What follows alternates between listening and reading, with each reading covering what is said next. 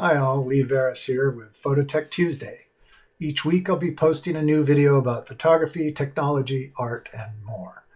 Today, having returned from our Crystal Cruise tour of the Mediterranean, I wanted to share some of the panorama images captured at our various ports of call. I go into the technical aspects of capturing panoramas in our email newsletter. Here, I'm presenting the pano images with some background on the locations. I find that many of the participants in our photo adventures overlook the potential of panorama photography, and I'm taking this opportunity to examine the many uses of the wide-angle view afforded by this technique. Let's take a look at some of the photos from this adventure. We started our journey in Istanbul. Here we are on board the Crystal Cruise ship Serenity, looking out over the cruise terminal. A classic 180-degree view of the sprawling city.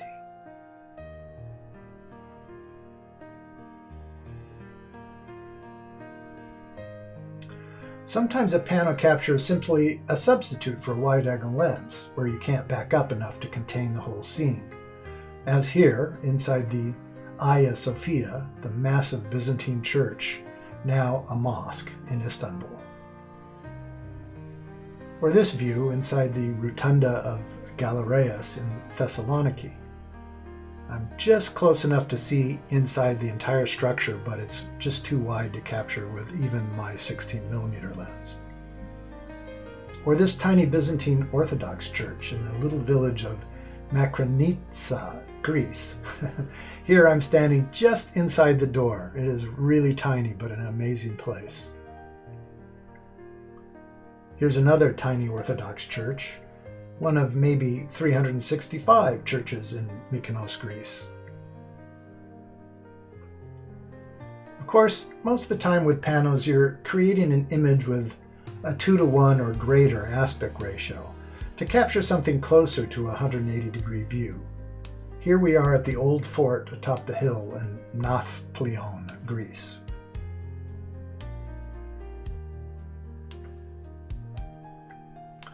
Here's another 180-degree view of Mamanvasia, Greece, a little village island, and really spectacular view here. Couldn't be captured any other way.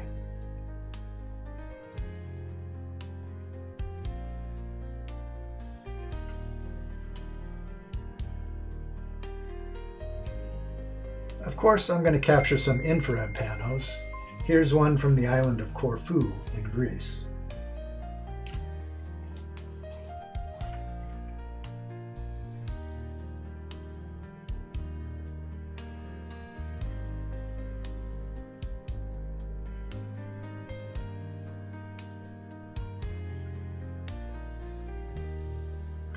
I love capturing panos of interiors like this crypt of the Cathedral of St. Anastasia in Zadar, Croatia.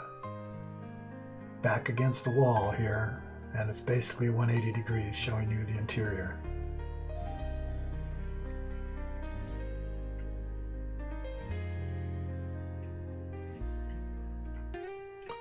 Here a pano was the only way to capture the street chaos in Naples, Italy. Because everything was moving during the multiple captures, there's a bit of distortion evident, especially with the central Hawaiian shirt fellow here. We're looking down two streets from an intersection.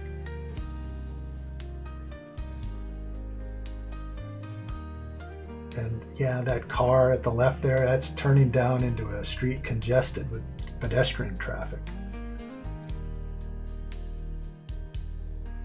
I love capturing panos inside of churches.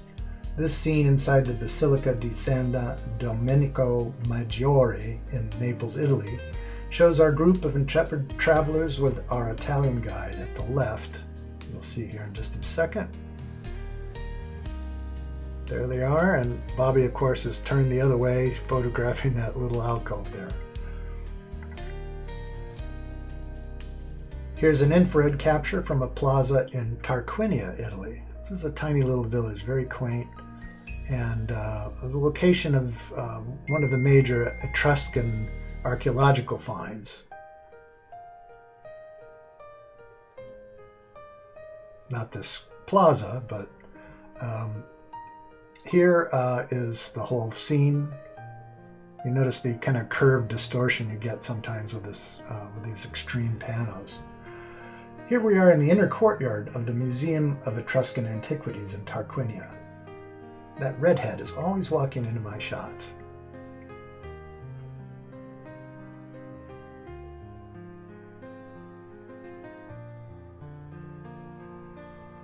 Oh, that redhead is my wife, Bobbi Lees. How about this pano at the open market of Civitavecchia, the port city of Rome? That guy in the middle just stood there during the whole time I was capturing my multiple shots.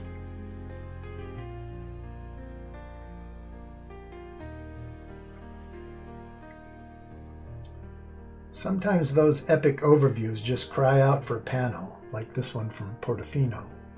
Again, not quite 180 degrees, so the aspect ratio is just a little bit less than 2:1.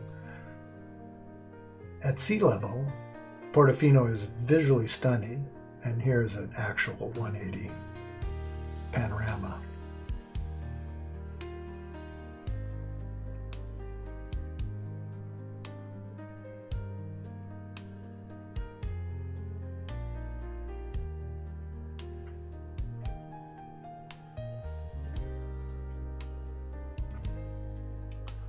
Here's an interesting view of the Rue Obscure in Villefranche-sur-Mer.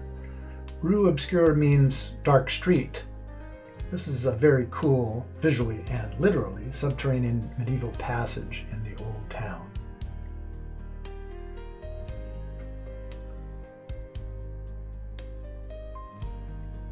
And finally, here we are in our Gaudi experience in Barcelona. This is the colonnaded pathway, or Portico of the Washerwoman, in Park Güell.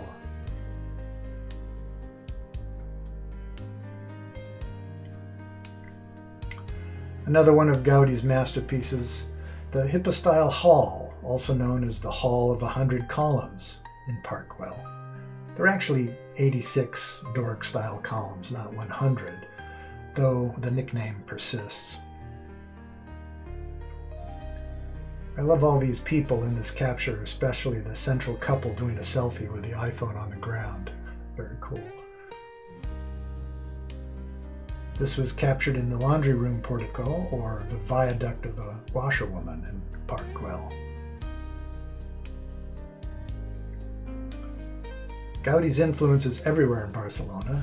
Here is the Mercat de Santa Caterina in Barcelona.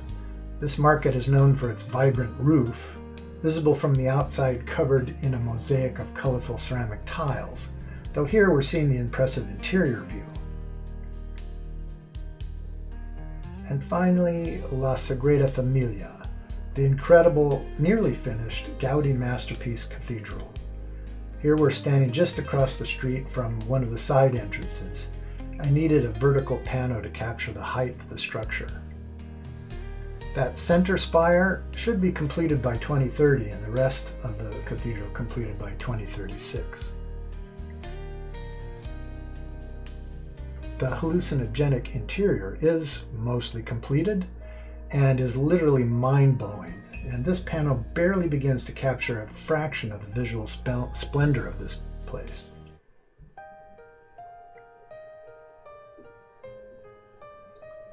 Here's a vertical pano that showcases the Christ in a parachute sculpture at the altar.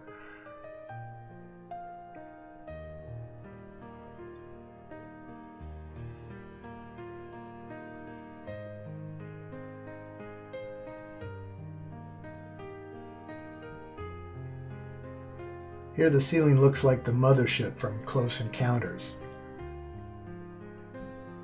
And the final one here, looking in the opposite direction. Just an incredible space. These pictures, although it's very, very cool, they can't really even begin to capture just the amazing experience of standing inside this cathedral.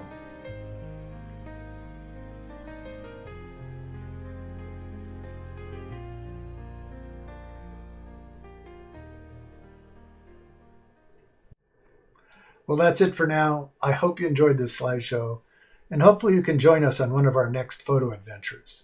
If you like this video, give us a thumbs up and hit that subscribe button and ring the bell so you don't miss another Phototech Tuesday. And I'll see you next time. You might consider joining us for a travel adventure. Check out our trips and in-person workshops at our website, bobbiandleesphotoadventures.com. Our last photo adventure for this year will be an amazing once-in-a-lifetime India for beginners, a first-class luxury tour including the Taj Mahal, Tiger Safari, and the Pushkar Camel Festival, and that's October 17th through 29th.